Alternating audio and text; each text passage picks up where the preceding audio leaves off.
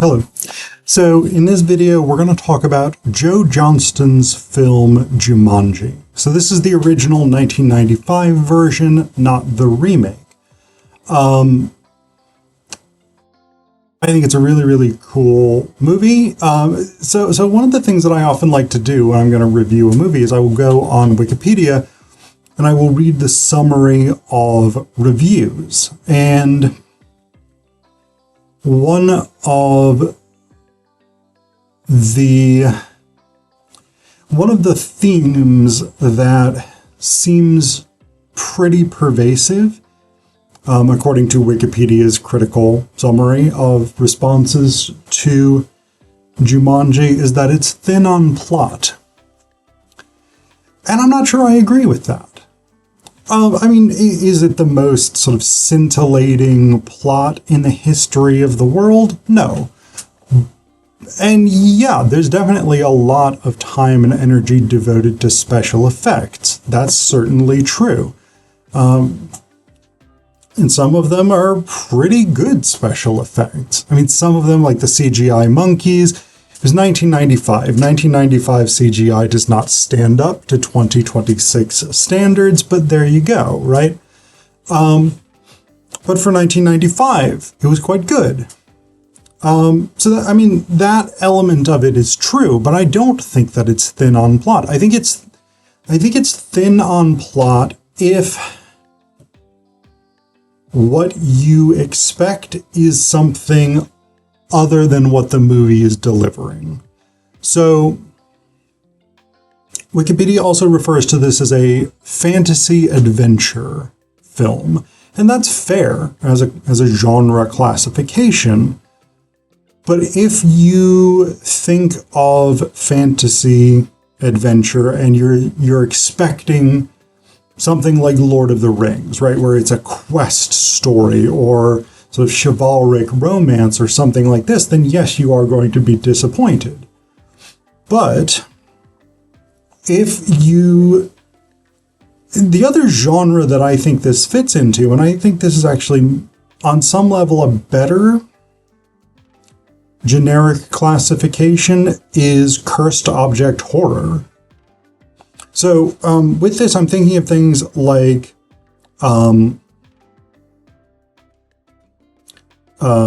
Robert Louis Stevenson's Monkey Paw, right? The sort of, here is an object that in some way promises to eliminate the problems in your life. Genies in magic lamps is another sort of example of this. But when you engage with that cursed object, the results are contrary to your expectations. They are in some way negative, dangerous, detrimental to you. Jumanji, the game, is a cursed object, right?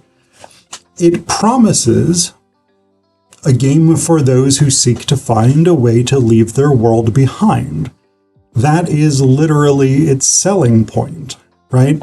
So when they open the game up, along the one side of it, the left-hand side of the game, is that inscription. Jumanji, a game for those who seek to find a way to leave their world behind. Now, for the children who find this game, originally in 1969, that's Alan Parrish and Sarah Whittle. And then in 1995, it is Judy and Peter Shepard, two siblings. Each of these well, maybe not Sarah Whittle. Sarah Whittle may be the sort of least drawn to the game of the three, but certainly Alan, Judy, and Peter all have reason to want to leave their worlds behind. Alan is deeply unhappy as a young person who is a target of systematic bullying, strangely enough, because his family is well established in their New England town, and his dad owns the shoe factory that seems to be the economic heart of the the area. So basically, Alan is a pariah who faces physical abuse from other children because he is socially privileged, which is an interesting take on the American class system. And then Judy and Peter are both orphaned. Their parents have died in a car crash, I believe, on a ski trip in Canada. And so they're each coping with this in a socially maladaptive way, in that Judy is a compulsive liar, and Peter basically just no longer speaks except to Judy when they are alone, right? So as far as anyone else knows, he is completely mute. So each of them has reason to want to leave their world behind, right? There is something, also Alan, I guess it's worth mentioning this because I'm going to talk about this as well. Alan is in conflict with his father, who wants to send him to an exclusive boarding school that Alan is really not that keen on going to. In part because he would be living in a dormitory called Parish Hall, because his family is that established and influential, and he just foresees the current problems compounding when he's living in a building named for his family, which is a fair concern on his part. So the game promises you can leave your world behind, and each of these three characters has reason to want to leave their world behind. Ironically enough, Sarah Whittle doesn't seem that socially maladjusted in 1969, but in 1995, she definitely is, because of the trauma she experiences at the metaphorical hands of Jumanji, right? So Alan and Sarah start playing this game in 1969. She rolls first. The game sends bats. He rolls second. He gets pulled into the game because his fortune is, in the jungle, you must wait until the dice read 5 or 8. And so because Sarah stops playing for 26 years, no one rolls the dice until Judy and Peter find the game and they start playing. The trick, and of course this is the thing, right? This is the thing with Jumanji, is it sends stuff after you from more or less from sort of West African jungles, Western African, Central African jungles. Some of the things that it sends are not actually sort of indigenous to jungles, like lions are not a jungle animal, they are a savanna animal. I believe the same thing is true of elephants in Africa. They are primarily savanna dwellers, but whatever, right? Americans don't know. Americans are fucking ignorant as shit about Africa. But that's not really the point. I mean, it is an important point because there is a big component of like exoticization and, darkest Africa kind of bullshit going on, right? And that's deeply rooted in Western racism, colonialism, colonialist fantasies, etc., etc. But that's not the real thing that I'm interested in with the movie, or the thing that I want to talk that much about. So anyway, this is a cursed object, right? Because it does not allow you to escape, right? You have to finish the game, and everybody who's playing has to finish the game in order for all of the stuff to stop and everything to go back to normal. Now, this is an important point, I think, in what I actually do find really fascinating about the movie, which is that the other genre it clearly falls into is a Bildungsroman, which is a coming-of-age story. And it's Alan's coming-of-age story. Alan is a middle schooler in 1969. He's a child, etc., etc. And his father, incidentally, Robin Williams plays Alan, Kirsten Dunst plays Judy Shepard, Bradley Pierce plays Peter Shepard. I don't know that I've ever seen Bradley Pierce in anything else, but I'm sure he has been. Bonnie Hunt plays Sarah Whittle. David Alan Grier plays Carl Bentley, and he's actually really, really good. He's a supporting character who I think does an excellent job, but I'm not really going to talk that much about him. But then Jonathan Hyde plays two roles. He plays Sam Parrish, Alan's dad, and Van Pelt, who's a sort of British big game hunter who wants to hunt and kill Alan after Alan has been in the jungle for 26 years.